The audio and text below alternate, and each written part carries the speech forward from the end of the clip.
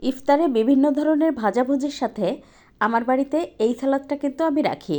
সারাদিন রোজা রাখার পরে অন্য অন্য ভাজাভুজির সাথে কিন্তু এই ধরনের একটা সালাদ থাকলে খেতে সত্যি অনেক বেশি ভালো লাগে। আর এটা কিন্তু চাইলে আপনি আসছে ঈদে পোলাও বিরিয়ানির সাথে কিন্তু এই সালাদটা রাখতেই পারেন। তো দেখতেই পাচ্ছেন আমি একটা শসা বেশ ভালোভাবে ছিলে ধুয়ে পরিষ্কার করে নিয়েছি। তারপরে এই যে চিকন চিকন করে কেটে নিচ্ছি। চাইলে আপনি পরিমাণটা বাড়িয়ে কমিয়ে নিতে পারেন। এখানে আপনি আপনার পছন্দ মতো নিয়ে নেবেন। তো দেখতেই পাচ্ছেন আমার কিন্তু শসাটা কেটে নেওয়া হয়ে গেছে। এই ধরনের সালাদ কিন্তু আমার বাড়িতে যে ইফতারের টেবিলে রাখা হয় তা কিন্তু না। পুরো শীত জুড়েই আমি চেষ্টা করি দুপুরে অথবা রাতের খাবারের সাথে সবসময় এ ধরনের সালাদ রাখার। এতে করে হয় কি জীবন্ত সবজিটা খাওয়া যায়।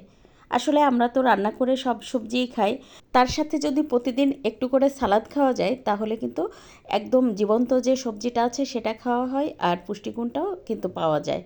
তো আমি কিন্তু 2টা টমেটো এখানে কেটে নিয়েছি। আর টমেটোটা কতটা ফ্রেশ ছিল, এখন তো বাজারে প্রচুর পরিমাণ টমেটো পাওয়া যায় আর খুবই কম দামে পাওয়া যায়। তাই চেষ্টা করবেন বেশি বেশি টমেটো খেতে। আমার তো এই কাঁচা টমেটো শুধুমাত্র লবণ দিয়ে খেতে কী যে ভালো লাগে। আমার মতো কে কে লবণ দিয়ে টমেটো খেতে পছন্দ করেন সেটা কিন্তু কমেন্টে জানাবেন।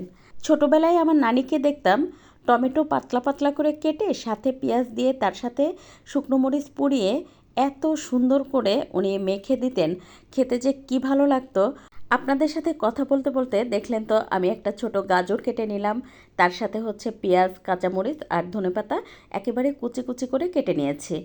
আজকের ভিডিও কে কোথা থেকে দেখছেন চাইলে কিন্তু আমাকে কমেন্ট করে জানাতে পারেন। আর একটা লাইক দিয়ে পেজ ফলো করে পাশে থাকবেন। এবার এই কেটে রাখা সব কিছু একটা মিক্সিং বোলে নিয়ে নেব।